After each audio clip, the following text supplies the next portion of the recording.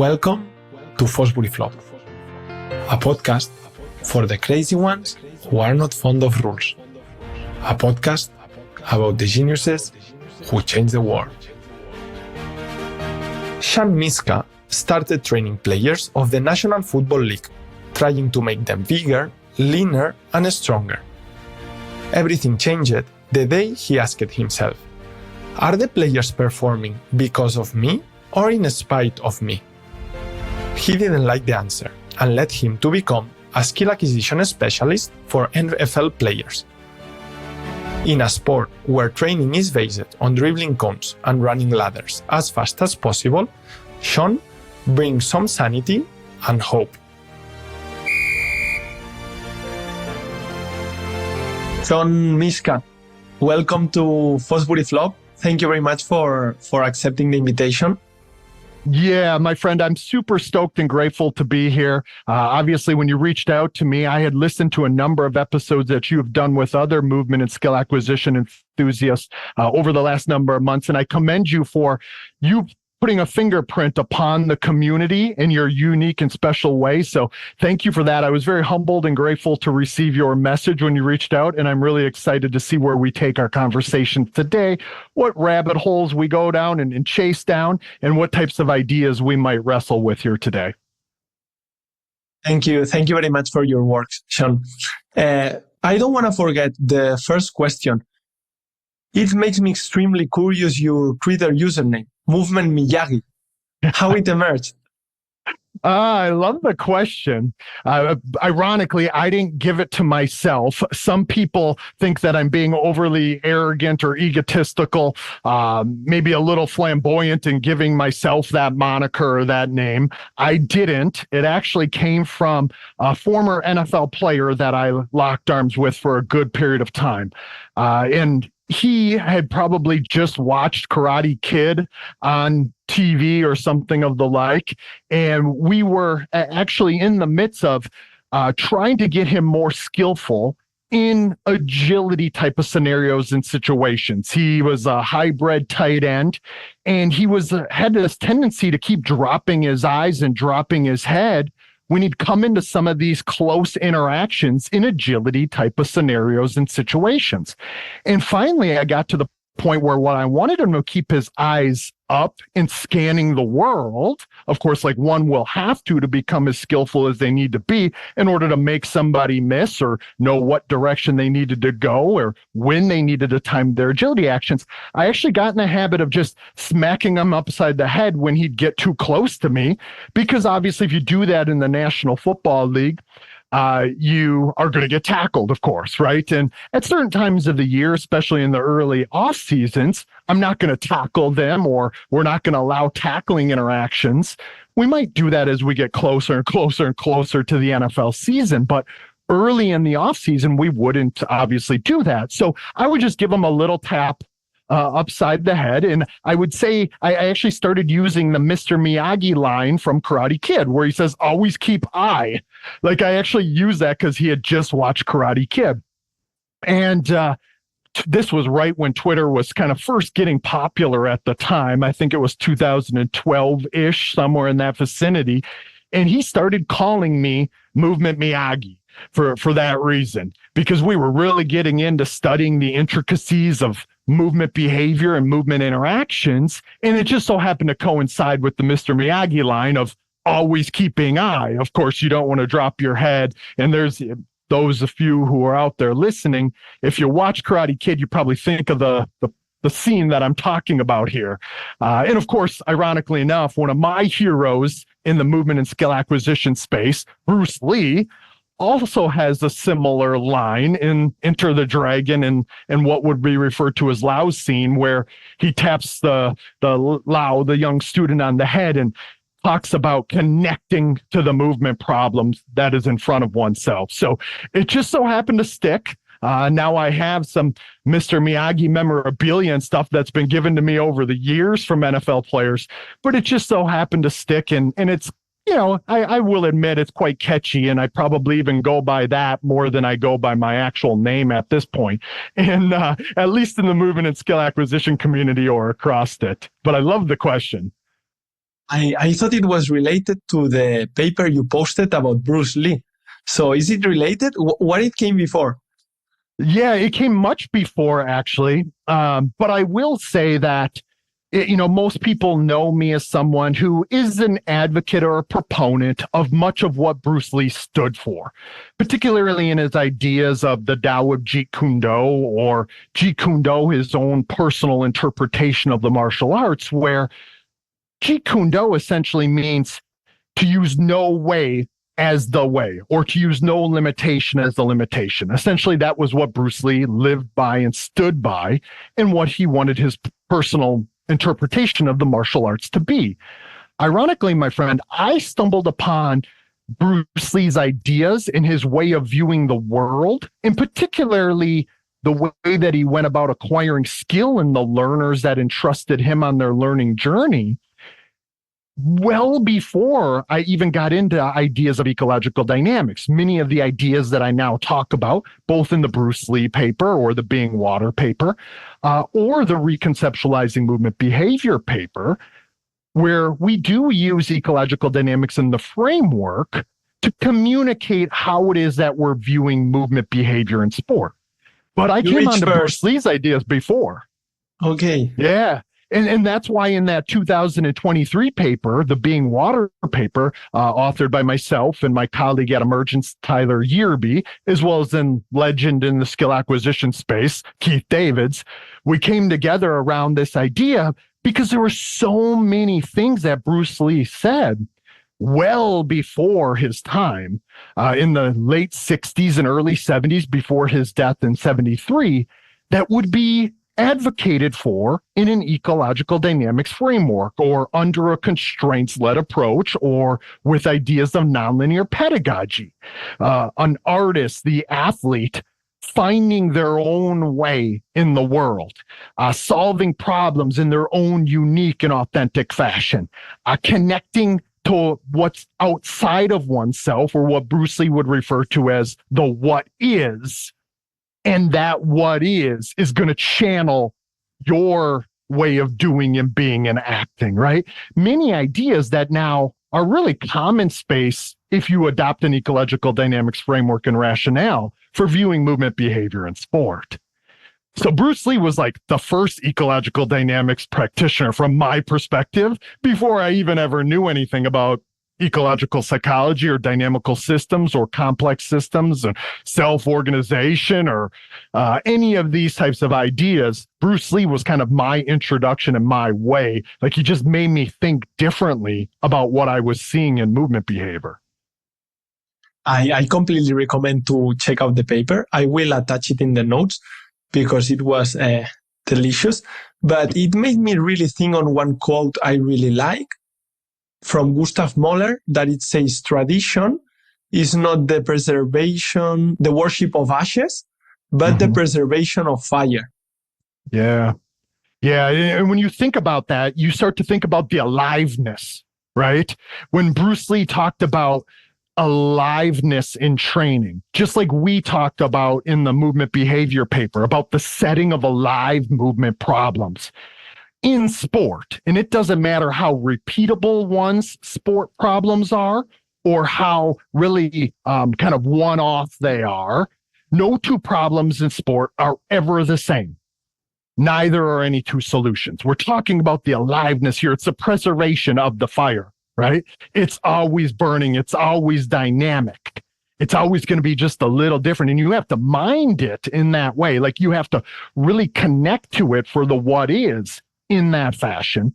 Because again, as Bruce Lee, a quote that he often used, we never step in the same river twice, for we're not the same man and the river's not the same either. Again, no two movement problems are the same, neither are any two movement solutions. And again, it doesn't matter what movement we're looking at out in the world. Yeah, we talk about reconceptualizing it within sport in this way, but my wife and I can go for a walk around the lake, and it's a different day and a different time. The weather is different. Our fatigue, our pressure, what's going on in our lives, all of those things could change day to day. And it's going to change how we interact with the world. And it changes your viewpoint on what it is that you're going to do in the interactions, how you relate to the world.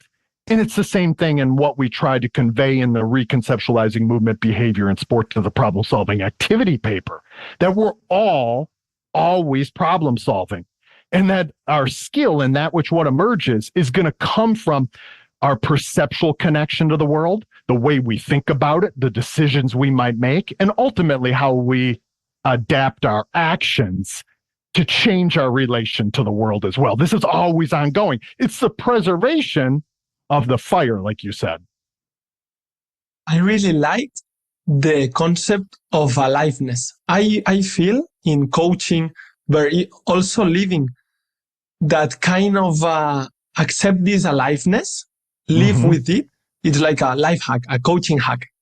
Yeah, so this idea of aliveness is one of those ideas that we found that really allowed those across sports to connect to, regardless of how aware they were of certain ideas, terminology, verbiage, and the like from ecological dynamics. Like, someone didn't have to be all that well read with the ideas of ecological dynamics that are sometimes very foreign to coaches. Ideas such as affordances or attunement or representative task design or representative learning design. It takes those ideas much further and much deeper to something that we all kind of know about. We know if something is alive or dead, right? Or if we know something is dynamic or more static. We know kind of on this continuum and this spectrum. So when we communicate around aliveness, it's no longer about rote repetition or repeating a certain way of solving, just like repeating the execution over and over again. What Bernstein would have said, obviously, back in the 60s as well. So ironically enough, it coincides very closely to when Bruce Lee was talking about it. Talking about aliveness, repetition without repetition, where we're repeating the process of solving the problem again and again, as opposed to the means of the solution. Right? It's about the process of solving that problem because it's going to differ. So that idea of aliveness has really been one that we've circled the wagons around a bit and began to talk more about, because it's an easy way to communicate some of these ideas that are near and dear to our heart. Those that I mentioned earlier, as far as really having this perceptual connection to the world, becoming more sensitive and attuned to the information that is going to specify our affordances or opportunities to act. So when we talk about and think about like the possibilities of the what is, right? If no two movement problems are ever the same, and neither are any two movement solutions, it's about having an abundance and a connection to the opportunities, the variability of the problem, but also our opportunities or possibilities of acting in a given way. And I think that's a different way or frame of mind for most people to view movement, behavior, and sport through. And you might have heard me say this in some of the papers before, myself as well as, again, Tyler Yerby and Keith Davids. We say this idea that abundance precedes adaptability, right? Like they flow into one another, or degeneracy, if we want to use a really more complex term, I guess, for most people. Degeneracy flows into dexterity, or the ability to solve any emerging movement problem in any situation, in any condition. But before we can solve those wide ranges of movement problems, we must be able to find the organization of a wide region or ways or bandwidth of interacting with the problem. There's more than one way to skin a cat, if you will. There's many roads lead to Rome, right? Like there's many ways to accomplish said goal in most sporting endeavors and tasks and movement problems. And that was something that we hope to convey through both of those ideas, with the Bruce Lee being water paper, as well as then in the Reconceptualizing Movement Behavior paper. We really wanted to convey the importance of having an abundance or a plethora of ways of interacting with the world. And again, it's not just motor system or action degrees of freedom then in that way. Shawn, I feel that like all of this you say it's not just opinions, no, are facts. That no two movements are the same is not something you say, it's something clear. That sport and life is something alive and not closed nor static. It's information, it's a fact. It's not an opinion of somebody. But that you have been like consultant, pedagogue, no, you try to spread this wisdom. How we fight this? Like, because I feel that most of the sport coaches do the opposite. And then when you try to do this pedagogy or talk about it, they are not all even open. Yeah, you're absolutely right. And I get it to a certain degree. Like we get their certain level of understanding or are given lens upon the world. And because it is our lens, it is what I would refer to as our individualized form of life, right? Like we each have a way of seeing the world. We have certain beliefs about what we see and what it might mean. We have our certain behaviors that become very established from our own authentic form of life as well. And it's hard to kill sacred cows, these traditional dogmatic ways of viewing the world. Like tradition really digs its heels in, and it's hard to change one's perspective. But what I have found, it's kind of like this idea of blue pill or red pill. Like once you take the pill, you can't see it any other way, right? I am certainly on this path, very similar to you, I know, and this is why we're kind of kindred spirits in this way, that we're both on this mission or journey of trying to change the way that people view movement behavior within the world, right? And once you see it, you can't unsee it. Once you see the aliveness, and once you pull upon some of its threads to really understand maybe how our sport's most skillful movers are solving such a wide range of movement problems across situations, across conditions, under pressure, anxiety, and fatigue, under the constraints of various types of key performance inhibitors, things that keep others from being able to solve those movement problems. Like once you begin to see that as coaches, we can begin to act as facilitators of that movement problem solving process, as opposed to being someone who's just trying to impart knowledge upon the athlete. We're trying to guide, we're trying to shape their experience. We're trying to facilitate their problem solving nature or their very essence, right? And that, to me, my friend, the reason why I say all that is because when I talk about coach education or really what we're doing, say with emergence or even in like these types of interactions, I'm not trying to tell somebody to believe what I believe. All I'm really trying to do is get them to see the world just a little differently. Because once they see it for themselves, now it's obviously holds a lot more worth. It begins to actually change and shape their own form of life. And that's really what you or I are trying to do when we're trying to change this vantage or viewpoint on skillful movement behavior in sport. It isn't just about imparting knowledge, but it's changing it's what someone looks at. They're going to look at the same thing, my friend, but it's in what they see when they look at it that matters. That will actually mean something for how they practice and then how they go upon living, right? And now that, it sounds really cool. It sounds great, but it's very, very hard to do, as you kind of mentioned in your question. One thing that I really try to do myself is to rethink what I really believe. Like I'm in a really traditionalist coaching context. And every week there is a moment in which I say, hey, Marty, aren't you wrong? I really like it, not that you ask yourself at some point one question like, are the players performing because of me or in spite of me? Mm-hmm. And do you still like question your beliefs or? Yeah, I love the question, because I think what you find is when you study those individuals who are the world's greatest teachers, coaches, communicators, facilitators of an experience, they are all constantly growing and evolving along their journey, right? They very rarely stay stagnant or stay the same. And so it's up to someone like myself or someone like yourself to look ourselves in the mirror and constantly audit what we're doing and what we believe.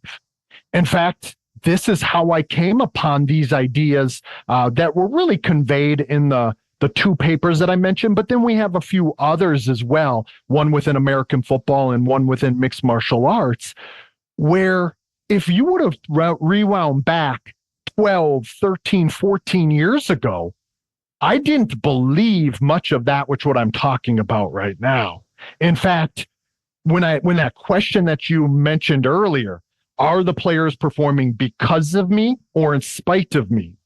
I remember the very place I was. I was in an NFL stadium, and a player that I was working with had missed an opportunity to act on the field that would have set him in the NFL record books for all of time. And like I remember being in the stadium, and he still succeeded on the surface. He still had a very successful season that was filled with accolades. But the one goal that we had aspired towards and talked about, he missed the opportunity to act. And it was something that I wouldn't have thought would have ever happened. And all of a sudden, that question that you mentioned, are they performing because of me and the work that we were doing, or in spite of me and the work that we were doing? That I didn't like the answer to. And I actually vowed at that time that with every passing day working with players, I would always ask myself that question, because let's not get it twisted. I work with some of the most gifted players walking the face of the planet in my respective sport of American football. I've had the very blessed life and craft to be able to lock arms with some of the National Football League's best movers over the last decade and a half. Some of the NFL's most skillful movers. Yeah. Could you, my dad is going to listen this, that my dad is a coder and never has seen an American football match. So could you describe shortly your work, your job, and with who you work? Yeah. For him? Yeah, absolutely. So here in American football, is a little different animal in comparison to the way that it would be worldwide, because American football is just growing a little bit internationally, especially now that the National Football League, which is beginning. We had the Barcelona Dragons in Barcelona. Oh, yeah. So from the NFL Europe, right? Yeah. So there was a Europe league, and this would have been back in the early 90s, where the Barcelona Dragons would have initially been there in the NFL Europe first stint. And I think that lasted for maybe 6-7 years, and then it died down a little bit.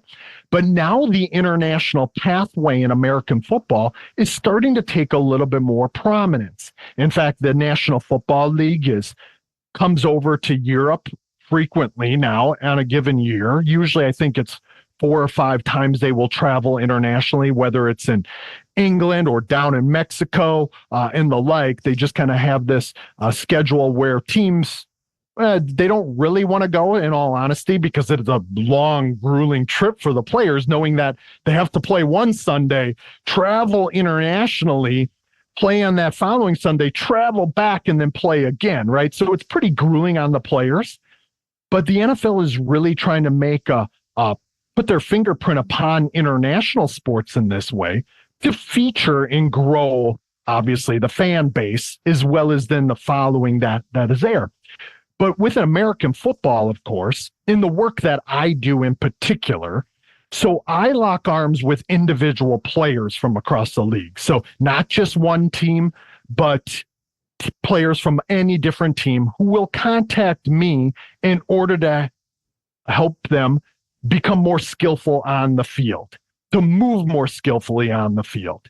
And in my role, and that's why I call myself a movement and skill acquisition specialist, I will get into their film in context, in situ, dive into what I feel as though their weaknesses and gaps might be based on the movement problems that they are not solving as functionally as they would like in order to excel at the level I believe that they could or should, and then essentially create a learning and practice environment that is individualized for them.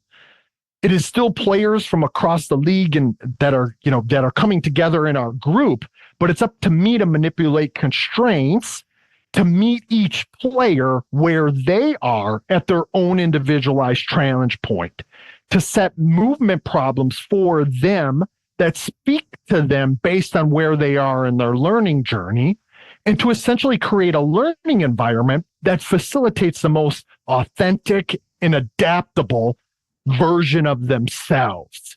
So this is a highly nonlinear journey I do with the players that I work with, kind of vet them, if you will. It has to be a good mutual fit between them and I.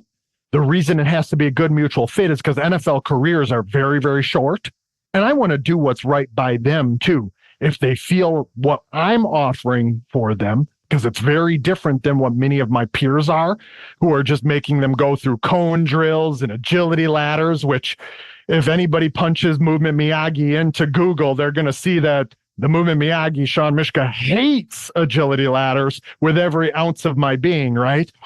Our learning environments are very alive, like we mentioned earlier. And that's why I lock arms with players in that way. I posted a few weeks ago the meme of a boardroom meeting, not that the CEO says, what can we do so in matches happens what we train? And one says like the more repetitions, the other more focus on the micro details, and one make trainings look like matches. And he was thrown out through the window, and you reply like, it has happened something similar in your context. So how has it been to work with players that weren't used to that point of view? No, why they come to you? They know you. Really good question. Now it has happened because some of the players that I worked with early on started to have huge jumps in their on-field performance, right? And those huge jumps in their on-field performance, people start to talk and give in circles, right? They have peers across the league who they might speak to, who maybe they played with in college, or who maybe they played with in the National Football League, or who they currently play with in the National Football League. And those people take notice. And so then it ends up being very referral based. So the players that come to me, it makes sense to them because they know some other player who has experienced what we do in our learning environment, and they know that it's very, very different from what they're experiencing when they go to other trainers, other coaches who might consider themselves skill acquisition specialists. They might not use those terms necessarily, but they feel as though what they're doing is helping players acquire skill that is going to transfer to the field. But when the player first gets to our learning environment and they start to realize that it is alive, they start to realize they're given autonomy and ownership over the way that they behave and interact with those movement problems. And they start to realize that these interactions are very much rooted in the problem-solving nature of the sport. And it looks, feels, acts, and unfolds like it will on an NFL Sunday. And there are some times that they're making mistakes and not able to come up with a strategy or solution. In training, in practice, it makes sense to them because if I'm going to try to become more skillful at this, I probably got to go through some of the growing pains that I'm going to face when I'm out on an NFL Sunday football field. And so it begins to resonate very easily with them, and they start to kind of drink the Kool-Aid, if you will. They start to see the light on that what we're doing in our learning environment versus what they might have done for years and years to get to that point. But at the end of the day, what most people probably don't realize is truly how adaptable these players are in their very nature to begin with. They're very adaptable human beings that just so happen to be extraordinarily gifted with physical qualities and characteristics that now it's up to me and to them when they get to the National Football League level to become the very best version of themselves, to solve a wider range of movement problems and to be able to do so skillfully under a whole host of potential constraints. Again, I mentioned a few earlier that can be key performance inhibitors, pressure and anxiety being two big ones. And, fatigue. Obviously, the NFL season is long and grueling. The game itself can be grueling, obviously, because of the physical nature of it as well. And so these things are realities of the sport that they play.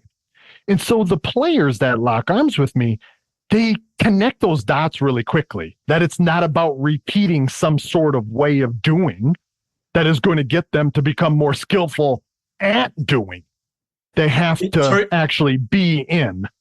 Sorry for my lack of knowledge. Like, the common way is about repeating team plays, team sets. When they're with the team, a lot of times they'll run plays, set plays on air, to where there maybe isn't even an opponent. The install periods when they're with teams, they're just repeating the play, right? Even then in the individual periods where they're with their position group, maybe the running backs are all together, they're executing actions. In most cases, they'll have cones laid out on the field and they're going to maybe execute a change of direction around those cones. Maybe they're striking a dummy or an inanimate object, right? They're trying to repeat and ultimately perfect the execution, right? Whether it's physical from a motor system standpoint, or whether it's with the team and the collective in the group synergies between them. Even when they have opposition in front of them, it's often very either really passive, meaning the opponent isn't trying to restrict or resist you very much. They're not trying to restrict much of what you're doing. Or if you don't get it right, they actually will just run the play over again in practice, thinking that's what's going to lead to its execution, right? When it comes time when you have an opponent who wants to stop you at all costs because it's you versus them, right? And my whole thought is obviously we should always have that type of a live movement problem that is being presented to the players. If it's on an individualized set, it should be 1v1 or maybe 1v2 or 2v2 slices and snippets of the game.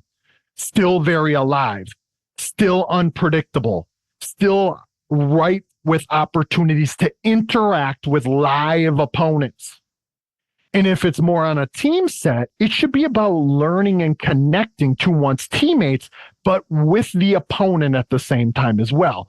Because that is the what is, as Bruce Lee would say, that the players are going to face when it's 11v11, which is what the game really is. And very short bursts of intense effort with then a relatively longer rest period in between. Typically, one play will last anywhere from about 4 to 7 seconds. And then you have up to 40 seconds in between those plays for the ball to be reset, the team to rehuddle. But it's still very, very unpredictable. It's still very, very alive. And it's about in being able to connect with a knowledge of and a knowledge within these movement problems, so you know how you should have or express your movement behavior in when those movement problems are being presented to you. And I think that's one of the things that NFL coaches have kind of not been able to figure out just yet.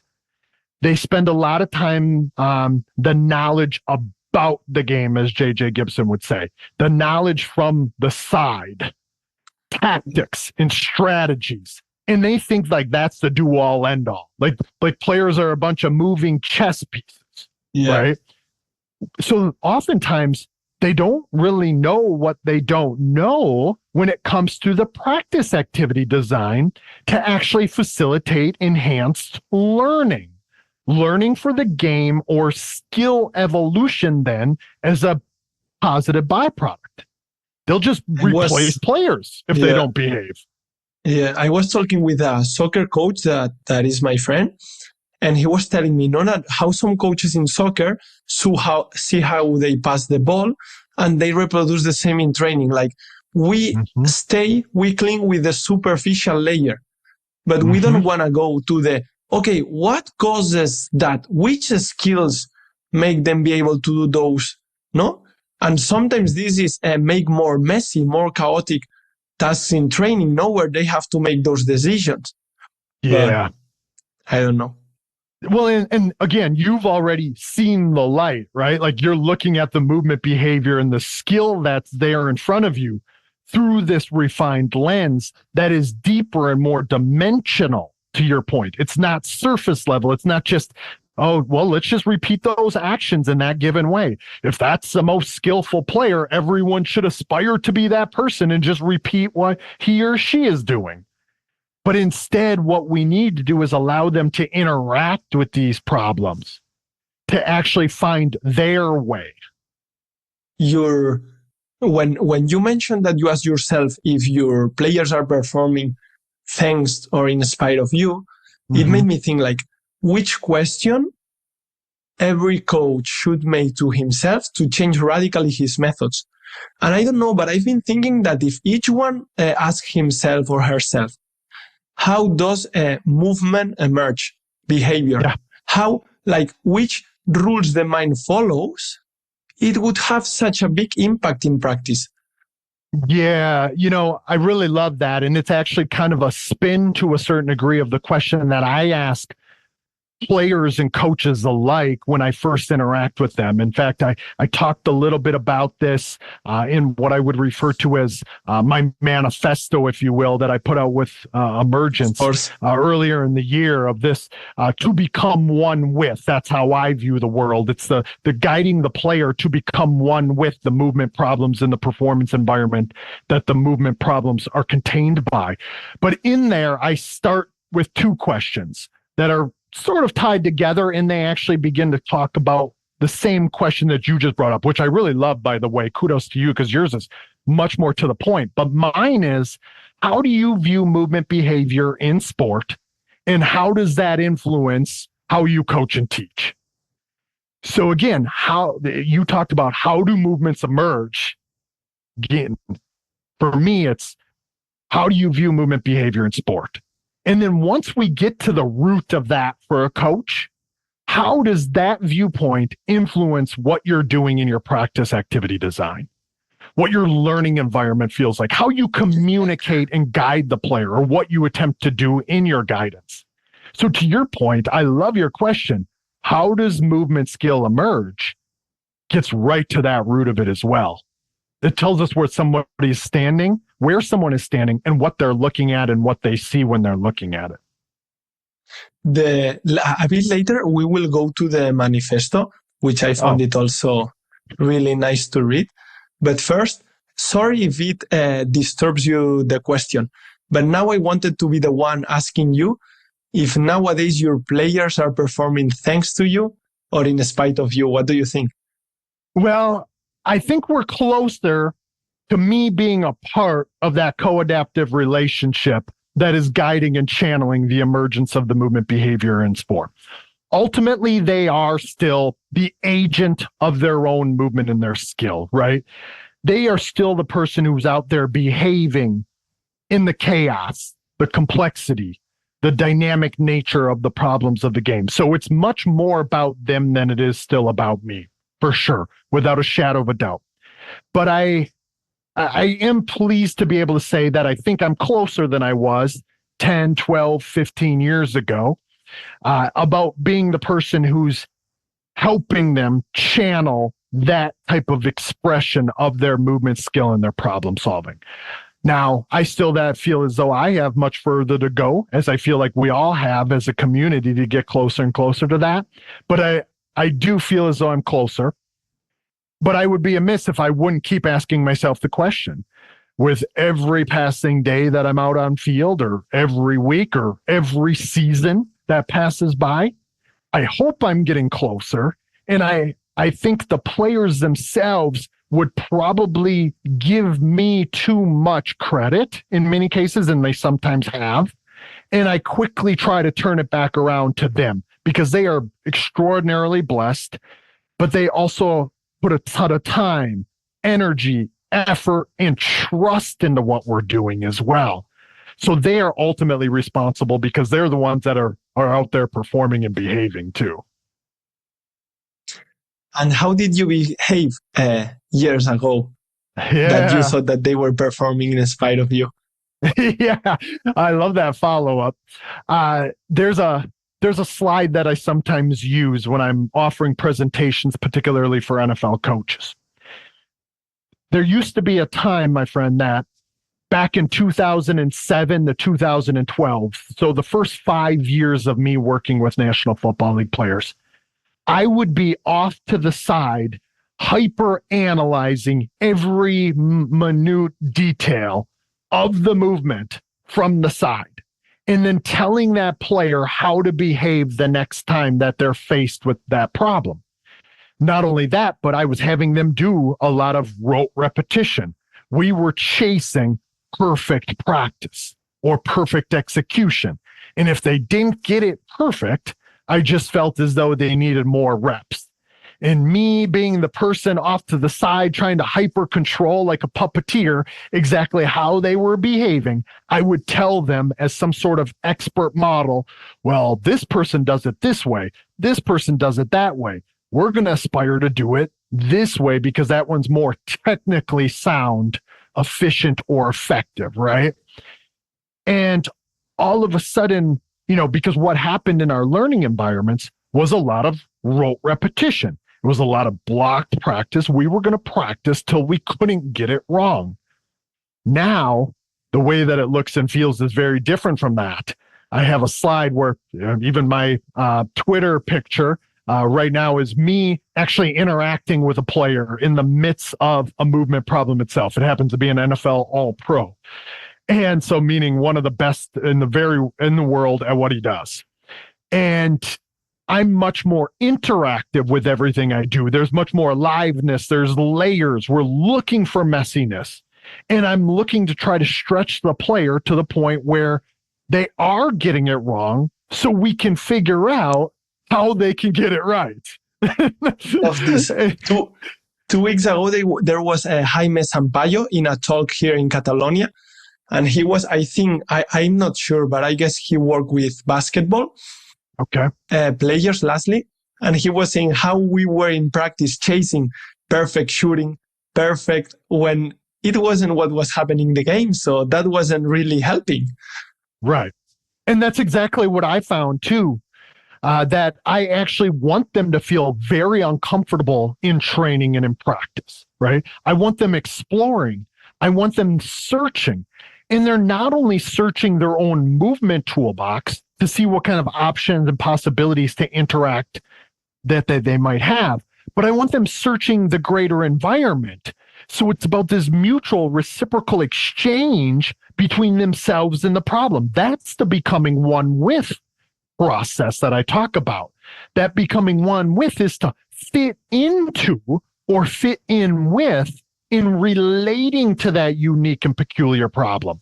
If no two problems are ever the same, how do I facilitate the player to become more skillful at that problem solving, to learn to move, to steal from Adolf and Hawk, but also to learn to problem solve? What aspects of the problem, what nuances of the problem are the most important ones for them to connect to and to find how they might be able to relate to it more skillfully, more functionally. So it's practical, it's useful, and it's relevant to the field. How would I say it? I think it's in the conceptualizing paper, in which one moment you say like athletes are perceivers and behaviors. Mm-hmm. And at that moment I thought, but many times we forget they are perceivers. And we just say, put a problem. Well, we don't put a problem. We just repeat a solution without a problem. Mm-hmm. Well, and before you can organize a solution, you have to be presented with a problem, right? Like this is the very nature of the problem solution dynamics, It's in this mutual reciprocal exchange between a performer and their greater dynamic environment and the opportunities that are there. Those problem and solution dynamics, there's changing states of organization on both sides. If you change a little bit about how you interact, the problem is going to change. The disposition of the problem is going to change moment to moment. It's this constantly unfolding, ever-changing world or environment. And it's up to us to constantly perceive the opportunities or even the challenges, the threats, the perturbations. The what isn't just going to be sunshine and rainbows. The what is going to bring moments of difficulty, of challenge, of chaos. And it's up to us to allow the athlete to navigate through those realities in the practice and training environment, because we know they are going to be presented with it come game day, come competition day, and in the competition environment. That's what the reality is. Yeah. And if we're not presenting those opportunities for the athlete to interact in training and practice in that way, allow them to fall off the bike, if you will, to find their way, then we're probably doing them a disservice. Yeah. And I think that's really what it comes down to. When we talk about perceiving and behaving, we can't separate them from one another. Perceptions, cognitions, and actions, and all of those processes are so intertwined and interwoven, we don't know where one process begins and the other one ends, or one ends and the other one begins, right? They're constantly intertwined and interwoven in this really tight, entangled way. They have tight circular causality. They're all feeding into one another. They're all an expression of one another.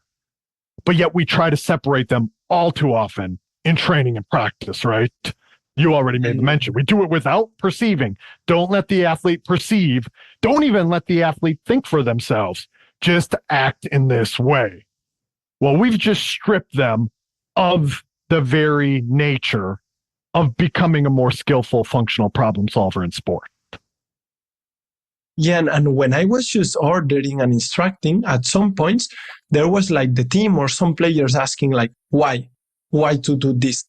And when you just put a problem or a situation, all the work is done. Like, yeah, the why is not right anymore there. About opinions. It's about the game, the needs we have. Yeah, I think you're spot on with that. The environment speaks to the player in such a way that it resonates for them, and they know the why. They understand the why. It's to become more skillful at interacting with this what is. And Shawn, yesterday, it was the first birthday of the paper reconceptualizing movement behavior in sport as a problem-solving activity. Could you, again, helping my dad, just describe, if it's possible, because it will be hard, what you exposed there? And if there is a moment in your career, in your path, that you make like, okay, this is this way. I see sport this way. Mm-hmm. Yeah, I really love that. And it's kind of multi-layered, as I'm sure you will imagine. What we wanted to do with the paper, and this was sort of came as a challenge from Keith Davids to me, to talk about some of these ideas where on my blog called Football Beyond the Stats, back since 2013, I've challenged myself with trying to study the game's most skillful movers in front of the world and attempt to determine, understand, and ultimately explain how they're able to solve such a wide variety of complex movement problems, but also describe and explain what the behavioral organization of their movement and skill execution are really about. Right? I was trying to create a perspective to tell their movement problem solving story, if you will. And it's really about getting into their human movement system and their composition process of that specific strategy or solution and how it was carried out moment to moment in a very dynamic and, again, a live way. So obviously, most people probably figured it out by now if they've gotten to this point in the podcast and listening, that I view movement behavior in sport as a problem-solving activity. But it isn't just about putting a formula up on a chalkboard, because that's a very different context, right? It isn't about learning a language per se, or learning some sort of mathematical way of interacting, or even just sitting down in front of a chessboard per se. Instead, what I feel movement behavior in sport is about, if it's these problem-solving activities, that these processes of perceiving, cognizing, and acting are all coming together to form and underpin this behavioral organization or this integrated movement solution. It's very alive. It's very dynamic, right? And it's all based on our connection and our coupling to the information in the world. Very specifying information. What is that information that's out there about maybe our opponents' behaviors, or the surface, or the conditions in the weather? It's specifying affordances or opportunities to act in a given way for the player. And that will differ individual to individual, as well as moment to moment, frame by frame. Affordances are individual and frame dependent. And Keith challenged me to a certain degree to put together the paper to communicate these ideas to the world. So again, people were looking at the same thing, but seeing something very different when they were doing it. It became as much about the problem disposition as it did the solver's behavioral organization. Even though that's what we would circle our wagons around, that's what we would look at and really have in our focal point. It's about being able to zoom out and then zoom back in and kind of keep changing this.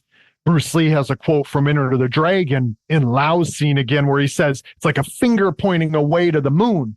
Don't concentrate on the finger or you will miss all the heavenly glory. What Bruce Lee is saying the exact same thing. Don't concentrate on the fine point of the finger.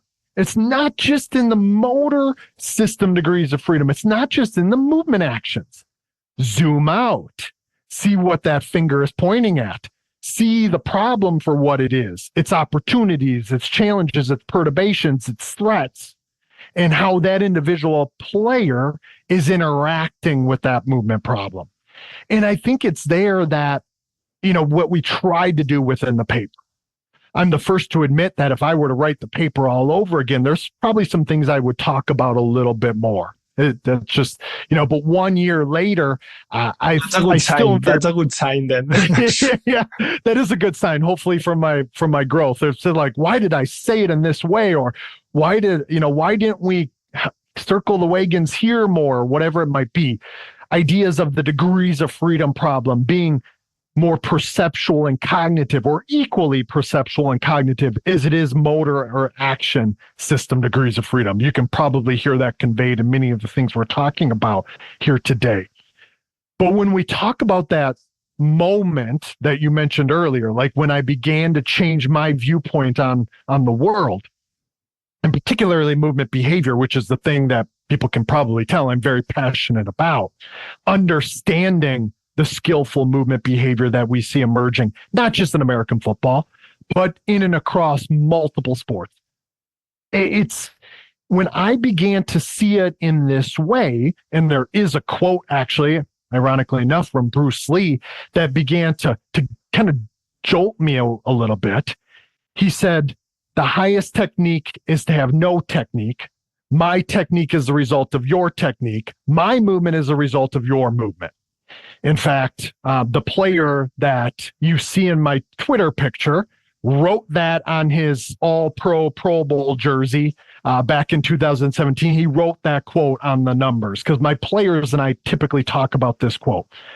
When I read that quote, and I remember this was back in 2012, when I was going through my transformation, if you will, from being this perfect practice makes perfect guy to this problem-solving way of viewing and behaving as a coach, as a facilitator, the coach being the guide or the shaper and setter of movement problems, as opposed to the coach being the all-knowing deliverer of truth.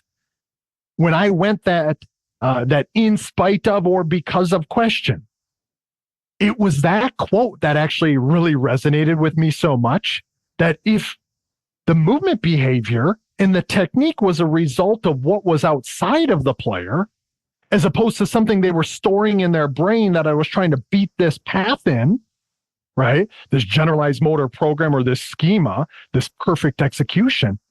It was that quote that actually made me recognize we got to change what we're doing here. Because if we don't present those problems and the behaviors of others aren't that which what are shaping and guiding our movement behaviors, then what are we even doing here? And the reason why that respective player wrote that quote from Bruce Lee on his jersey when he made the Pro Bowl is because he was with me when we used to do it the perfect practice way. And he wasn't achieving the highest levels of success on the field. And he was with me through that journey. And then getting to that point where now I was attempting to facilitate, and he was able to have much more authenticity. He was able to have much more ownership. He was about being able to connect with that alive movement problem. And he realized the fruits of that labor. It's the very reason why he wrote that on the Pro Bowl jersey for that reason. And Shawn, now for me it's so interesting the transformation in your career, in your role as a coach or a skill acquisition specialist. No, and reading your manifesto, I read that your mission was that to change the way that the world views movement behavior in a sport. So that made me think, no, all that you have seen as a coach, now that you are convinced about this mission, is because you think that there is a right way to coach or to see sport, or there is one right way for every coach? Really good question. And it's ironically enough, a pretty complex answer to a certain degree, right? Because of course, it's going to have numerous interacting component parts. The context of someone's life and world and life work really is going to shape the content, meaning what they view when they're watching things unfold or how they practice and behave in their own craft. For me, I feel as though when people begin to view the world more ecologically, they start to put their scope and scale of analysis on the mutual reciprocal exchange between performer and environment. It's this intertwined, interwoven nature between performer and environment. It's the mutual exchange, right? And that's the only relevant scope or scale of analysis that one will be able to view movement behavior through once they see it in this way. Like, if you view the world ecologically, it's as equally about the environment and its problems as it is about the performer in their way of doing or being or acting. Again, it's a mutual, reciprocal relationship. And again, for me, at the heart of that relationship, my friend, is the problem solving that the player is going to have to go through. It's the reason why we had one of our key graphics in the Reconceptualizing Movement Behavior paper to be about that movement problem solving process, the intertwined, interwoven, integrated nature of it. But I'm saying that because when people view the world ecologically and they see this performer environment relationship, now all of a sudden that changes the way that they behave within their craft. They start to realize that it's likely about the constraints that they manipulate to create a disposition of a problem that speaks to the player in a representative, alive way that is offering affordances to act in a given way or opportunities to act in a given way. And so when you say, is there a right way of coaching or a right way of viewing the world? It's hard for me to think about kind of unseeing things from a performer environment relationship perspective or vantage point. Like, once I was you just see thinking it, on that because, I mean, once we have these facts of that we have to be analyzing context, that we are dependent on the environment we are in, can we say that watching, assuming that the brain is a computer that can be coded, it's wrong? So that's the other way? I would say yes, no, but there is not any single week that I doubt and I'm trying to be careful. Yeah, and so am I, without a shadow of a doubt. Now, I've taken very strong stances, of course, in saying that certain activities or practice habits or endeavors are going to be highly fruitless once we view the world in this way, such as an agility ladder, or such as telling every performer how to behave, or performing countless repetitions in a decontextualized or isolated setting. Like, I can make claims because I want to stand for what I believe in. If once you view the world in this performer environment relationship, or that lens and scope and scale of analysis, those things do become ways that are incorrect or inadequate. Yeah. Because it's, go ahead. Sorry. No, I was saying that Joan Cortez, one of the mentors I had, he always said, will he be better at playing basketball or at the exercise? Like, we are a performer environment system, so you will be better a ladder maker or cone dribbler. But if we change completely the context, be careful. That's exactly right. And I love the way that that's conveyed as well, because once you change the context, it is no longer the same problem, right? And even if you get better at the cone dribbling or the ladder execution or hitting and striking an inanimate object or performing forms and katas and things of the like, whatever sport it may be, then it no longer is the same problem. So you don't even need that respective strategy or solution or to organize and coordinate and control it in that way. Because it isn't just about rehearsing something or trying to automatize something, because we already discussed it's alive. And I believe that aliveness exists everywhere. Now, that doesn't aliveness, or the world is complex. Bingo. So, and I love where you're going there. Yeah. And so once you see the systems. If you coach assuming that the sport is closed and not alive and a static entity, then that's wrong. Yeah. I would say yes, no, that then you teach your sport, your way of seeing, but I don't know. Maybe I'm biased. And granted, we all are biased, right? You're biased and I am biased. We're geeking out about this conversation because we're both biased around these topics, without a shadow of a doubt. But the whole idea of being able to mix theories and mix methods, it is very skewed to me when the methods stand or the theories stand for very different viewpoints or vantage points upon the world, right? Because those theories, kind of going back to what you mentioned earlier, of that guiding question that we should all be asking ourselves, how is that movement behavior or movement skill emerging? Or what is leading to that? What is that process like, right? If we come to the answer with totally different perspective, it's going to change our coaching practice. Both ideas can't possibly be right because they're exact opposites of one another, right? So they both can't be right in how people will say, and this will make some people rather upset who might be listening to this, when some people say it depends, you must explain what it depends on to determine if really that becomes a viable or effective process or way of going upon influencing or impacting it, right?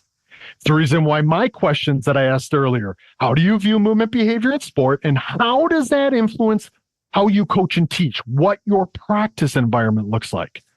If the answer to the first question is very, very different from one another, we likely aren't going to come to the same answer or resolution with what our practice environment looks like. Now, it doesn't mean that I've got everything figured out, as people might take that to be or say. I just know I'm closer to getting to the truth, or so I believe, and hence the reason I'm taking a certain stand for it. But we must continue to pull upon those threads of the things we don't know about, which there are plenty of things we don't know about yet, especially from an ecological rationale, without a shadow of a doubt. The role of memories, of the ideas of knowledge about, the role of cognition. We even talk about it in the Reconceptualizing Movement Behavior paper. Cognition, we feel, is about being embodied or embedded. Cognition is about being intertwined and interwoven with the processes of perception and action. Cannot be separated, but nobody's leading the dance there. No one of those perceptions, cognitions, or actions is truly the leader of the dance. It's not the computer, like you said, right? It's all together. It's all intertwined. It's the interaction that we don't see. Bingo. And once we see it that way, we can't see it as the computer any longer, where there's some homunculus or man in the brain that is controlling these movement actions, right? Yeah, the monkeys memorizers with great memory monkeys. Yeah, so it's like we're obviously we're simplifying a little bit for the sake of argument here, right? But yet it makes sense to us to view things with that mutual reciprocal relationship in mind, with our lens, it's really hard to unsee it. It's really hard to see it from that other perspective. And now, movement behavior in sport is awfully complex. You mentioned that earlier. It's composed of numerous interacting component parts, and there's a lot more about it that we don't understand than that which what we do. Like, I still watch NFL players every single week in amazement. And this is the thing that gets me up in the morning, right? Like it makes me invigorated because I still see things. Even like I talk a lot about Barry Sanders, who's this, behind me. And I talk a lot about him, obviously on Twitter and the like. I will watch a Barry Sanders play. Now, Barry Sanders has been retired for a long time at this point, since 1998. And so we're talking a long period of time. I've seen some of these Barry Sanders plays and highlights dozens upon dozens of times. And I'll watch it now compared to a year ago, and different things will pop out to me. And that begins to and that's without even sitting down and talking to Barry Sanders about what he was trying to do or how he was seeing it. Now, obviously, that would be well after the fact, decades later. But think about how much more there is to know, what other questions we would want to ask, what threads we might pull upon. And you mentioned research earlier. It isn't just saying it to make it factual, but we're constantly adding to our perspective and our lens. And that's the way it should be, right? Whether it's our own individualized lens, or whether it's our collective lens in and across the movement and skill acquisition community. We've been hosting the Sport Movement Skill Conference since 2018, and now this will be year 7 of the Sport Movement Skill Conference, bringing people together from theory and practice to talk about these ideas. And I think about some of the conversations we were having 7 years ago don't hold a candle to the ones we're having now. And I think about where we're going to be 7 years from now, and then maybe 70 years from now when we're long gone. But yet, think about the things that we're continually expanding upon and peeling back the layers upon, and then seeing within. Oh, you're muted, my friend.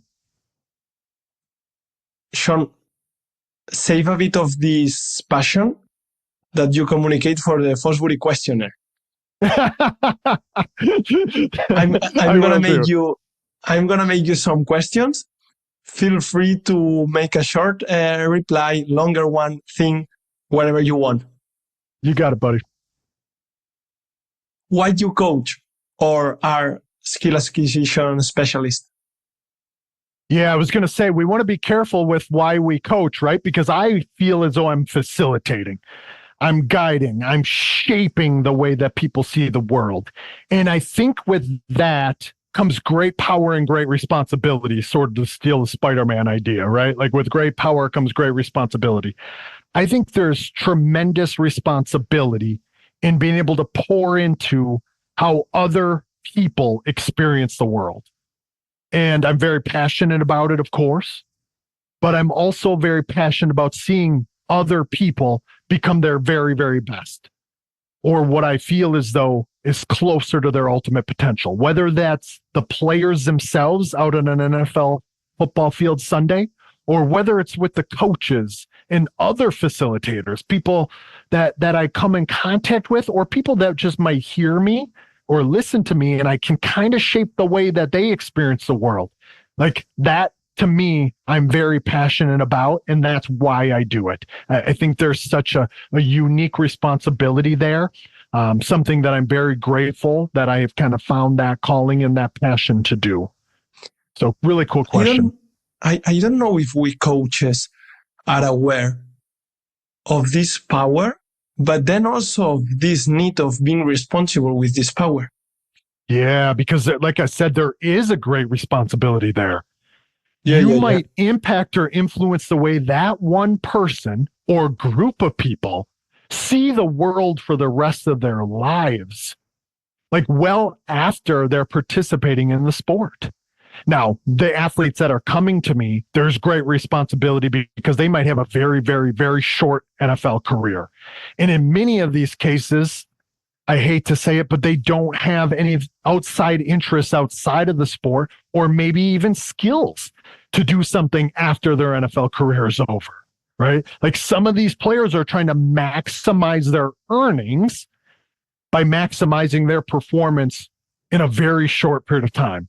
And for me, there's a tremendous responsibility. I put pressure on myself to be my very best for them because I know I can't let them down. And there's great responsibility with that, but it goes even bigger, even if you never work with a player who's getting paid to play. You will change the way that they see the world, maybe the way they impact and influence their own kids or other people they come across. Yeah. Huge responsibility. Like you can choose. You can't not choose not to influence. One of my friends was saying, like, if you decide in a training not to intervene, you are intervening. So for me, it's the same with being a coach or a teacher. Yeah, you're absolutely right. Yeah. Now it came to my mind a question in the middle of this Fosbury questionnaire that if I heard years ago that the ACL injuries and other kind of injuries were extremely high in NFL. So you think also this kind of more alive trainings from this movement problem-solving paradigm, it might help, it might affect, it might impact on that? I do, and I do for a number of different reasons or on a number of levels. And of course, NFL injuries are always going to be a reality, right? Like there's an ongoing joke in the NFL that the major risk factor is just stepping out onto an NFL football field, right? Like it's a reality of the sport that at some point, if you play long enough, you're going to probably suffer a significant injury. But of course, there's going to be contact ACLs, non-contact ACLs, and kind of they're going to be somewhat distinct or different to a certain degree as to how our influence or impact as a coach or practitioner might be. But when we talk about abundance and degeneracy or having more ways of solving or coordinating our solution to meet the needs of the problem, not just from a motor system or action system degrees of freedom again, but also perceptually and cognitively. If we have more ways of interacting with the problems in the environment, which are very dynamic and in my sport, very violent in many cases, that's what leads to this high injury rate. I believe that it will begin to bulletproof, at least to a certain degree, or at least add more of a buffer or more of a bandwidth that a player will be able to adapt through and because of, that could set them up to become more robust or more resilient to some of that, what the nature of the problem may bring, right? And so for me, yes, as an NFL player, it's like dog years, like it takes a tremendous wear and tear on the body, on the mind, on just the entire system as a whole, to someone's life. One step closer to the grave, literally every single time that you step out on an NFL football field, because it is that demanding. But what we can do is hopefully equip the player to become more resilient to the perturbations, challenges, and threats that the NFL will inherently bring. And I think that we can do that with the problem solver paradigm.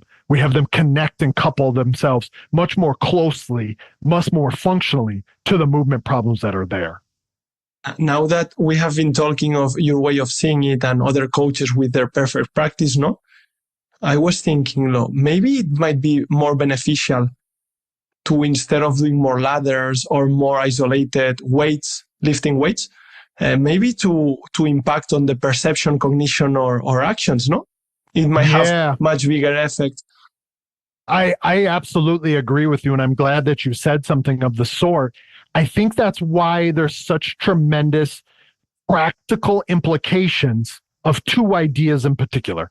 This first one that we talked about earlier of alive movement problems, right?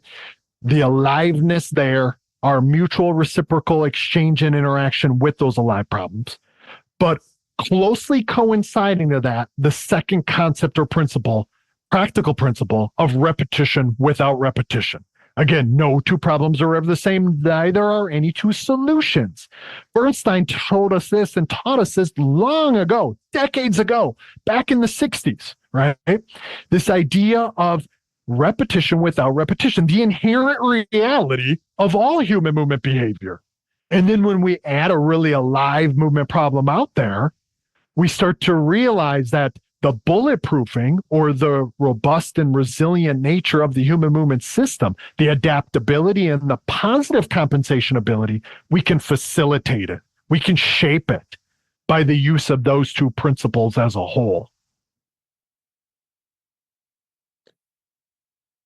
Talent you have as a coach, when I say coach, it can be skill acquisition specialist. Yeah, I would say because of my ideas around authenticity, about the ideas of trying to see the athlete's perspective as much as I possibly can, I have done everything I possibly can in my power to put myself within their human movement system, to see things in their way, because then I can find the opportunities that might speak to them in that problem, even if I'm watching it from afar or trying to see it through their lens. I can shape my communication, both educating their attention, meaning their perception, how they connect to that problem, what information they might be picking up, when they might be looking at something, or what it might mean to them and their strategies, and ultimately feeding right into their intentional aims to act in a given way and the education of their intentions. So it's the reason why over time, now since 2013, at Football Beyond the Stats, I do my movement play of the week there during the NFL season. And even with players I don't know, but I'm able to watch them from afar, some of that, which what they do and how they do it, I'm able to communicate and speak around because I'm so accustomed to try to pick up some of these nuances of seeing the world through a different person's eyes, through a player's eyes. And that's a constant journey in and of itself. I hope I'm always sharpening my sword in this way so I can put myself in the player's movement system and try to see how they're composing their own integrated movement solution. Let me mention that I will attach in the notes your blog and also the YouTube channel full of really interesting content. Yeah, absolutely. I appreciate it. Yeah. A trait you would like to have as a coach? Let's see. And this one is going to be really selfish. So now that I'm over 40 years old, every year that passes by, my action capabilities continue to deteriorate a little bit more. The trait I wish I had was going to be a one that's cheating a little bit.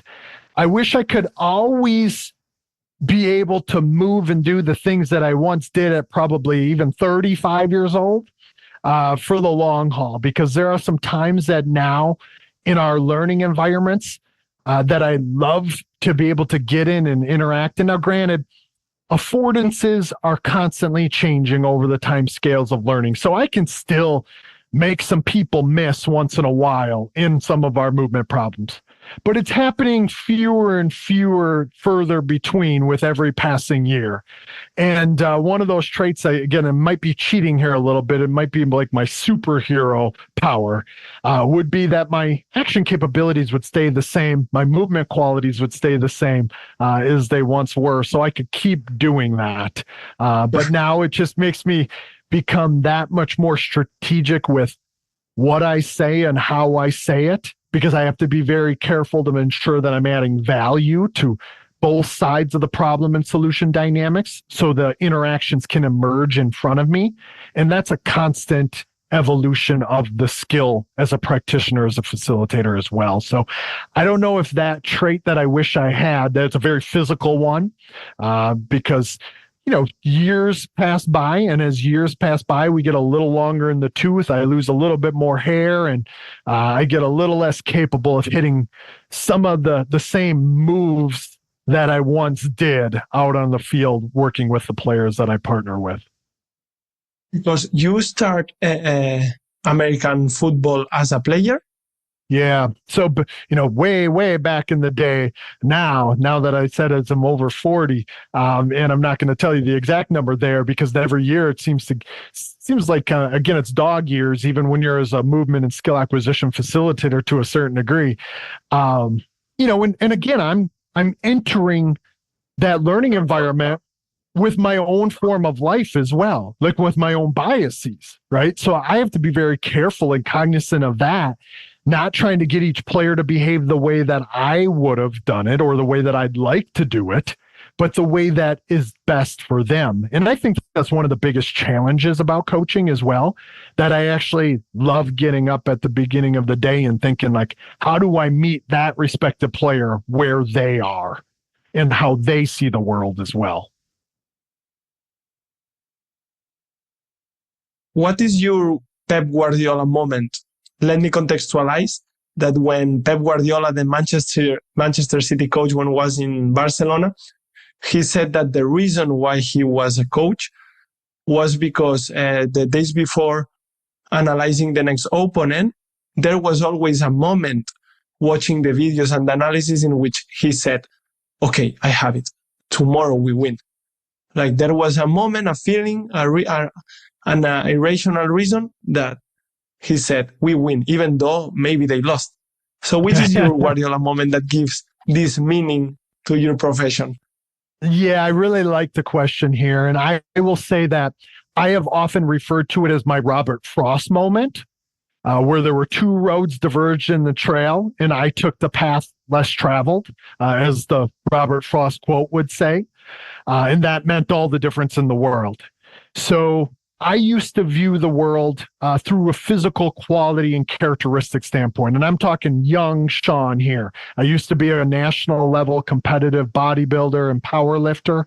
So everything for me was about being bigger, faster, and stronger. And I thought that's what I wanted to do and be as a coach. So I got qualifications and certifications and education in strength and conditioning, right? And when my first NFL player came to me, the first NFL player that came to work with me in my private facility, I chased this path with him to be bigger, faster, and stronger than his peers. And this is the very first NFL player, and he was already a starter for 3 years in the National Football League at that time. And then I sent him back out onto the field, and no performance changed whatsoever. But he was much bigger, much faster, and much stronger than he was when he and I started working together. And there is my Robert Frost moment, or my pet moment, the way that you would say it, where I realized that I needed to change what I was doing, but why I had set out to be put on this path to begin with. So two roads diverging in the trail. I could keep going down that path where I was doing what I thought any self-respecting strength and conditioning or physical preparation coach would do: make players bigger, faster, and stronger than their peers or than they once were. But I had to go down that other path that led to movement and skill acquisition ultimately, and me holding the the keys to the car that I do now in the practice, which is very, very different, and helping the athlete and allowing the athlete to be the driver of much of that car most of the time as well. So that's where I found more of my calling is in the movement and skill acquisition space, obviously, than the strength and conditioning side. You made me think on a t-shirt I have from Raúl Gil and Adam Martin, which are the owners of Fidias, which is a fitness club of Spain aligned with a complex systems approach. Actually, Raúl was the second guest. It was in Spanish, but if you have time, I recommend you to check the YouTube video with English subtitles. Yeah. Because they made a t-shirt inspired on Natalia's Balaguer PowerPoint, which it was a dinosaur, and it says strong but extinct. And hashtag adapt or die. I love it. I will love tell it. them we have to send you, I can pay it, but we have to send you a t-shirt. I love it because it obviously fits right within my form of life, as does your shirt, which I would be amiss if I didn't actually mention. I've been admiring for the last hour and a half. I've been admiring your shirt in the quote that says, for those, maybe those who might be only listening right now, it says, those who called him crazy didn't realize he was ahead of his time, referring to Fosbury and obviously the flop and the way that he solved that movement problem. I think if we can all do that a little bit more, even if we're called crazy, we should all aspire to be a little bit more like Fosbury in that way. Of course. What is your most appreciated achievement? And it doesn't need to be a trophy. I would have to say, based on where we currently stand, is the idea of the Sport Movement Skill Conference. I know I mentioned it earlier. The Sport Movement Skill Conference was, there have been different pockets of people over time, whether it's different congresses, different conferences, different educational events and workshops and the like, that have tried to do something similar. So I don't want to discredit any of those or them, right?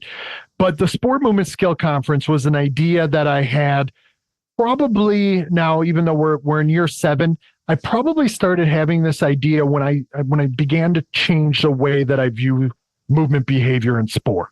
So in 2012, 2013, beginning to look at things much more ecologically minded, I started to think about bringing together an event which was theory and practice, science and art, the researchers and the practitioners, bringing them together at the same table to have similar conversations to really push both forward. And so I think, at least with where we currently stand from a career achievement standpoint, that was something that I'm humbled every year to be able to now continue to host as we move into our 7th edition. But I would say, just off the top of my head, that's probably the thing that I think of.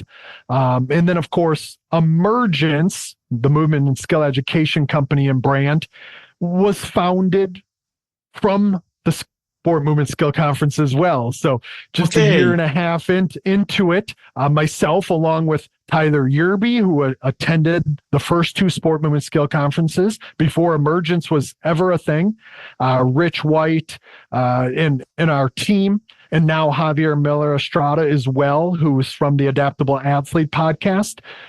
We were able to come together and begin to talk about these ideas and the forming of an actual entity, the self-organization, if you will, of these interacting component parts to bring upon a change and a shift in the paradigm, if you will, in the way that other people view movement behavior in sport. That was really where Emergence came from. But without the Sport Movement Skill Conference, it's highly unlikely that Emergence ever would have become a thing, because I didn't connect necessarily with those people in that way around those ideas as much as we now do each and every year with the SMSC. So I think, even though that's a little long-winded, I would have to put my stamp on right now in 2024. That's probably the greatest achievement. I haven't been in many congresses, Fiuinchi Sacalio in the Institute of Physical Education of Catalonia, couple seminars of the Complex Systems Research Group. And I think it says a lot from a person that if it's the most appreciated achievement, because I don't know how to describe it, but a Congress is just, I find it, how to say it, so pure maybe, or just people that wants to share. I mean, the atmosphere is so great. Yeah, and that's, for me, the way that we really push forward is by coming together, because we know that we will be better together, right? Like if we view the world through a systems lens and perspective, the only way to be the most functional self that we can become is to lock arms and interact with others in this way. And the community to go and grow and evolve is going to require those from all sides of the coin, the theory and the practice, the science and the art. And it's the reason why we've tried to really kind of sit at the intersection of that science and art and move in between it so we can all go and grow and evolve together. But I think you're absolutely right. It's hard to describe what happens to one's craft when you really have kind of found your people, if you will, the people that you interact with and the people that you know bring out the very best in you. And that's actually, that's what has obviously, I'm very humbled to say that that's what has happened with the Sport Movement Skill Conference. An unpopular opinion about training? An unpopular opinion about training? I would have to say, even though I mentioned it already, that agility ladders require no problem solving and have no efficacy, no functionality in and around any athlete. Now, I will get some pushback there, and people will say, well, what about for warming up? And what about for this? Or what about for coordination? If people are bringing that up as their excuse and their reason for using the agility ladder, I would say they probably don't know very much about what coordination actually is to begin with. Joan Cortez, my mention that I said before, also had an amazing other aphorism quote that say, if the player can say before the drill begins what he has to do from a motor skill approach in order to succeed, it means that it's a great exercise for synchronized swimming, not for basketball. Yeah, I love that. I could not agree more. And his is better than mine because he put it together really succinctly, but straight and to the point.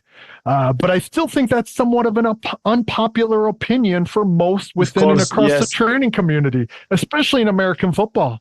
And yet, no matter what I do to tell people and to try to shed light on this, for whatever reason, they still haven't been able to connect the dots. I guess it just means I have more work to do in the way I'm communicating around it. But one day, all agility ladders will be banned from the National Football League practice and training environment across the league. That's my hope and goal and aspiration. Let's update the mission. Let's update the mission in the manifesto of emotions. I might have to do a manifesto 2.0 that includes the agility ladder and the demolishing of them. Burn them all, every single one of them. The person that most impacted your methods? This one is a tough one. Of course, I mentioned Bruce Lee earlier, and because he was the first person that turned me on to the ideas, even though he wouldn't have said that there was ecological dynamics, or he wouldn't have used some of the same terminology to communicate the ideas were the same. And so I would have to say Bruce Lee, but with a close second being Nikolai Bernstein, of course, and the ideas of repetition without repetition. Good teachers. Yeah, very, very, very good ones. And those are individuals, along with many, many others, my friend, that I try to stand on the shoulders of, because it's those giants that set and pave the way for all of us. And personally, for me, to impact my craft every single day. And then that has had a cascade of effects to countless National Football League players now, that I owe a debt of gratitude 2 and 4 because of how their work of Bruce Lee, Nikolai Bernstein, J.J. Gibson, Michael Turvey, Keith Davids, Eduardo Ruggiero, Rob Gray, all of these individuals that have shaped the way I view the world, I could never repay that debt to, because I can't imagine what my craft would be and what my form of life would be without those respective individuals. A person you would like to have the chance to learn from? So I would have to say right now, and I just mentioned him, and I have had a chance to learn from him, but I would like to learn more from him. And this might seem like I'm cheating to a certain degree because he's no longer doing it at that level, but it would be Barry Sanders. And so, yes, he's not a teacher. He's not a theoretician. He's not a researcher. But for me, he's the exemplar in the sport that I'm most passionate about. He's the exemplar of dexterity, or the ability to solve any emerging movement problem in any situation and under any condition, from Nikolai Bernstein, right? So Barry, obviously his movement behaviors were the expression of how he saw the world. And though I've heard him talk and communicate, and he's very soft-spoken, he's very humble, he has a tremendous degree of humility about him, but even hearing him talk about the way that he approached many of these movement problems, such as he just wanted to perfect the art of making someone miss. Like, that in and of itself conveys his very form of life, right? He can kind of sense that, and when you watch him move in his highlights, that he's perfecting the art of making people miss. And he obviously was able to do it under the constraints of very complex movement problems that many others actually didn't face. He had arguably one of the worst offensive lines in all of National Football League history, particularly at the time he played, which meant that his team around him actually wasn't that good, right? So he had to do a lot of things and solve problems that a lot of other players at his position did not. And it actually probably brought out the very best in his skill, because he was being stretched to that challenge point every single NFL Sunday, and probably every NFL practice too. But I'd love to sit down with him and just watch his film with him, and to discuss from my perspective what I'm seeing and what's popping out to me about the behaviors that I'm witnessing, and maybe what led to the emergence of that skill, what information he remembers connecting to, how he was intending to act, and ultimately maybe what he might have done in his own personal training to get to that point or place that he felt as though led to that super dexterous, skillful performance. I mean, what an answer. You made such a good description that I even want to learn from him now and look for who he was. So from Fosbury Flop, we make the popular call. So please invite Shawn to make a movie, the film of his move with him. Please, yes. Twitter, whoever, the tens of listeners we have, one of the 20s make pressure to achieve it. I love where your head's at. I very, very much like that. It's what I keep telling any player I partner with, because some have crossed paths with Barry. I've had a couple of Detroit Lions over the years, and I'm like, just put a little bug in his ear, because I would do anything to sit down and interact with him about what it is that we're watching as we see sort of the manifesto that he put out onto the field every single NFL Sunday. Looking back, what makes you say, I would have done this different? I have thought to change this question for simply a grateful regret you have. Yeah, I would say in the players that I partnered with in the first 5 years, the NFL players that I partnered with in the first 5 years of my work with NFL players, so from 2007 to 2012, I had a number of extraordinarily gifted players. Hall of Fame level players, Pro Bowlers, and the like, that I feel I let down because I was chasing the perfect practice model. And even some players that would have probably, at least from my belief, far exceeded what they ever achieved on an NFL Sunday. And again, I felt I let them down for that reason. Like I look back at some of those players and just think what they could have been or what they should have been if I would have gone out of their way. I think back to some of those conversations that we might have had where I expected a player to maybe behave like a player that they weren't, or to see the world in the way that I wanted them to see it, instead of trying to chase their best version. And that is something that kind of still haunts me. And it's the reason why I'm so driven to understand these ideas much deeper, and also allow the practice activities in the practice environment and learning environment to speak to players much differently than it did over those first 5 years of my career. I'm not going to say it's something good, no, but like before, like maybe it's a good sign. It's probably a good sign cannot for be me. Proud, but yeah, it's probably a good. And now, to your point, my friend, I wouldn't change it for that very reason, because I wouldn't be who I am now if it weren't for those years, right?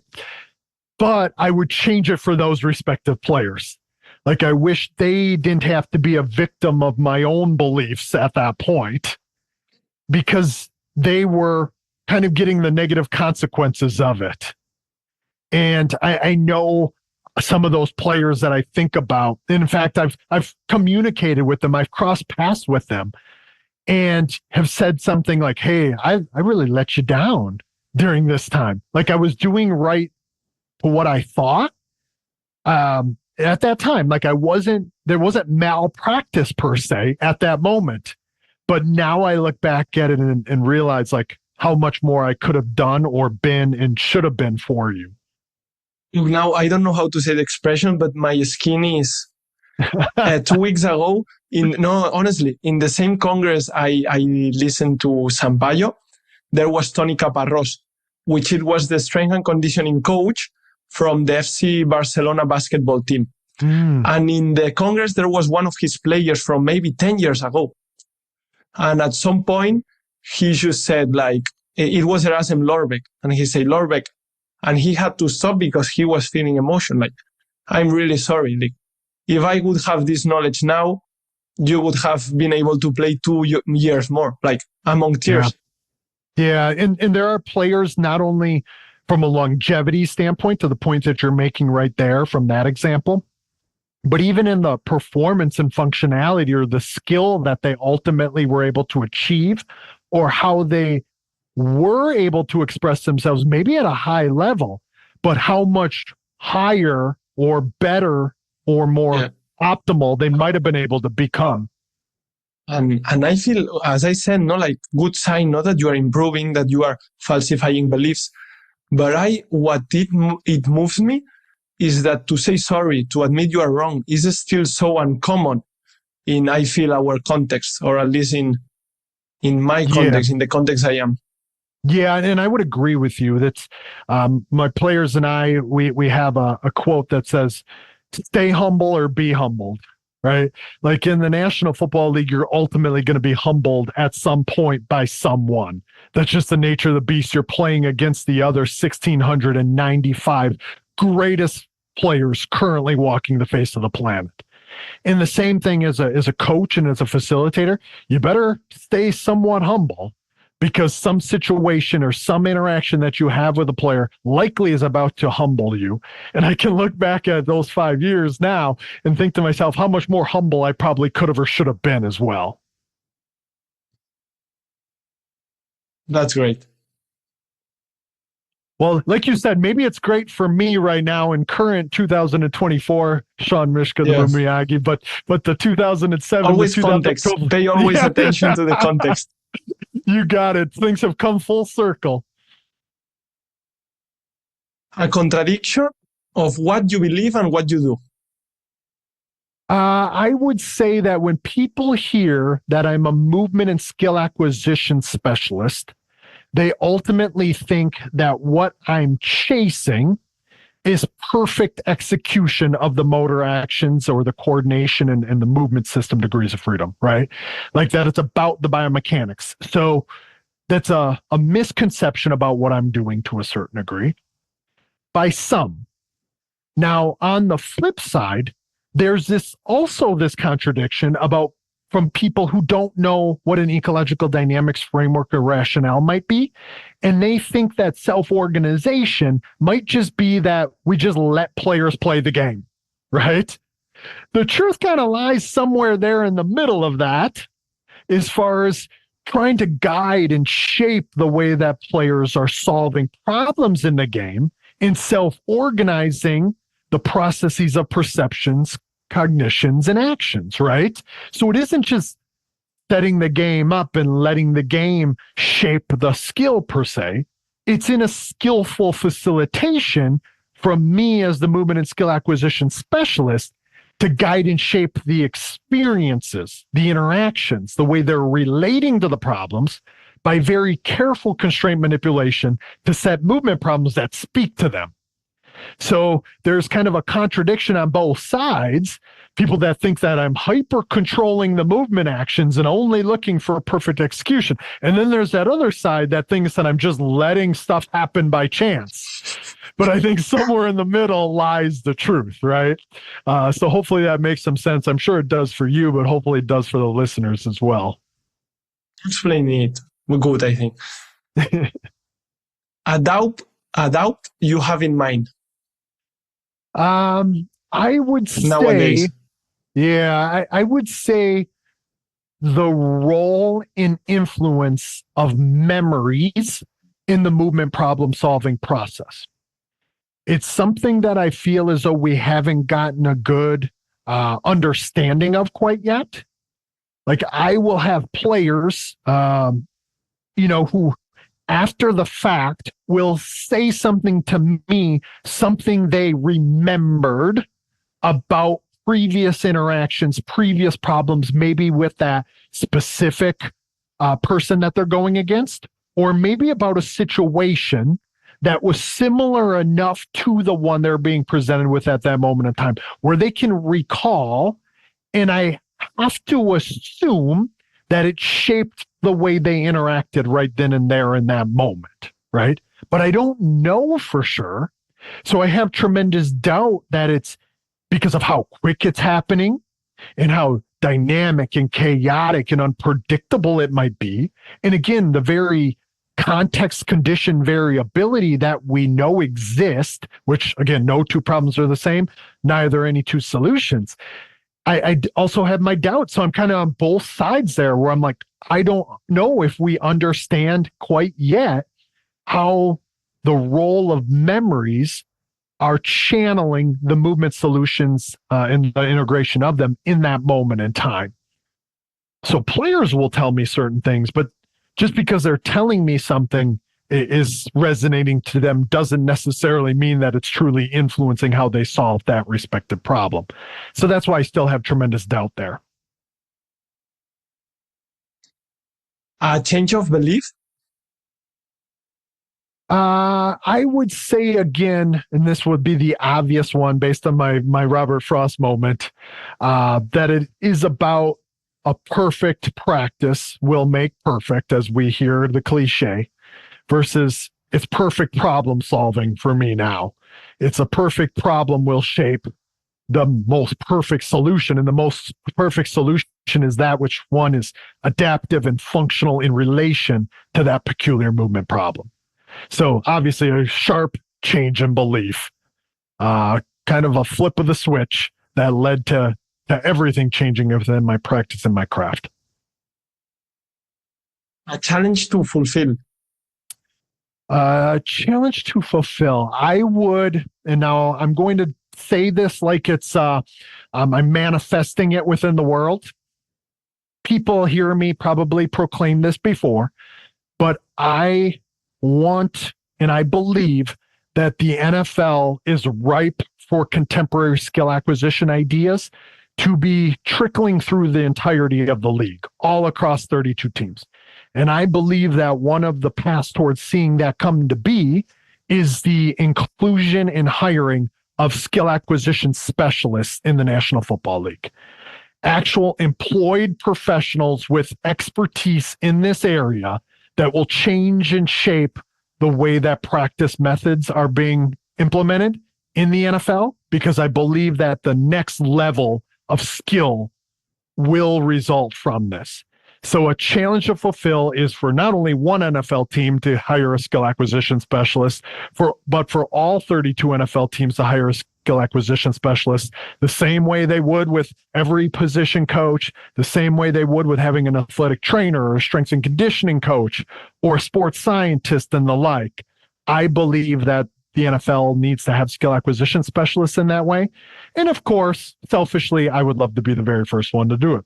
But I would love to see the entirety of the league employ them as well.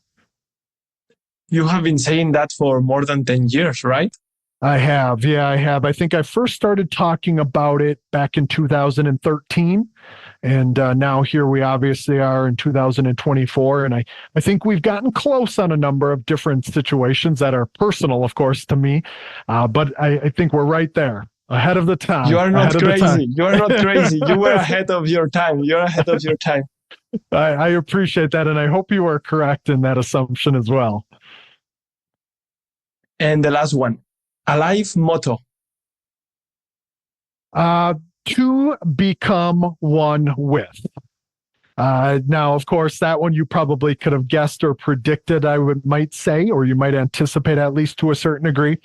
This idea of becoming one with, or the goal and aspiration, or the motto of way of doing and being of becoming one with, is, as a coach and as a facilitator, to become one with that learning environment, to be one with the player in their interactions and their problem-solving processes. For the player and the athletes themselves, to become connected and coupled to the what is of that movement problem.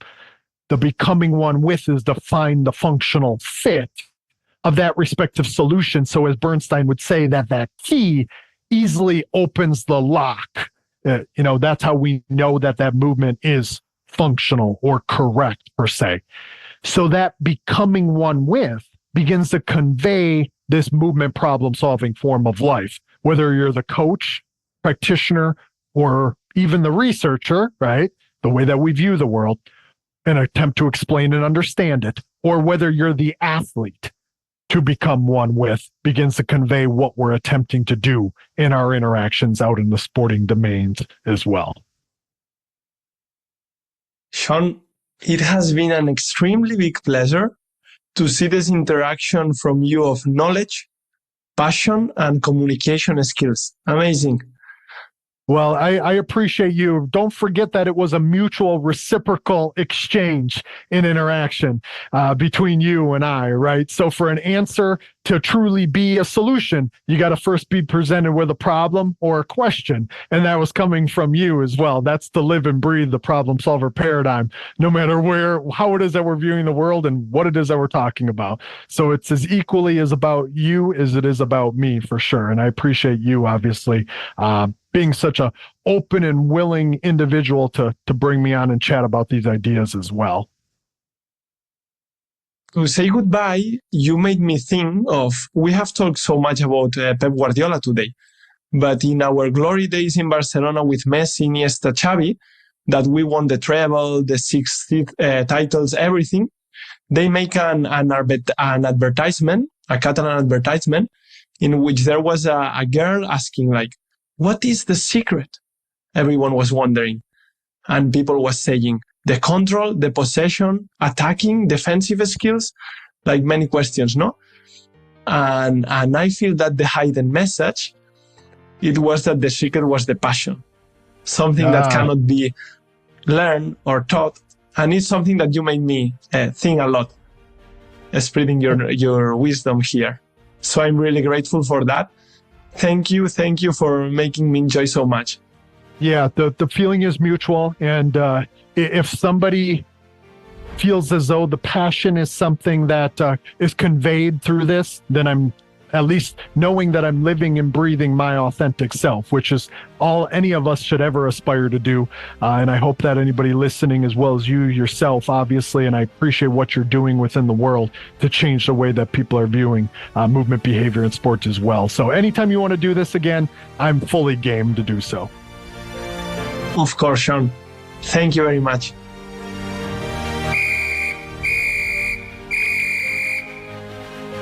Go to fosburyflop.blog to check the notes of the episode, its written version, and much more content.